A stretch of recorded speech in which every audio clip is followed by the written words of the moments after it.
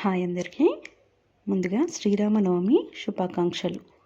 శ్రీరాముడు కేవలం దేవుడు మాత్రమే కాదు, మన జీవితాన్ని మార్చే గురువు. శ్రీరామనవమి సందర్భంగా మనకి శ్రీరాముడు నేర్పించిన 5 గొప్ప విషయాల గురించి తెలుసుకుందాము.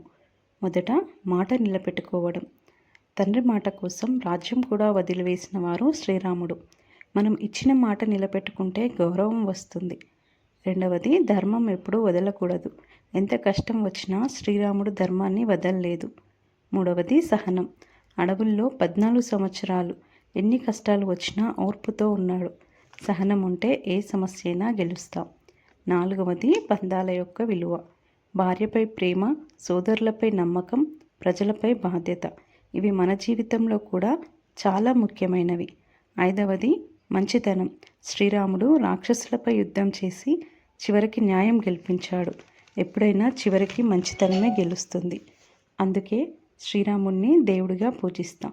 ఈ 5 విషయాలు ఫాలో చేస్తే మన జీవితంలో కూడా తప్పకుండా మార్పు వస్తుంది. జై శ్రీరామ్.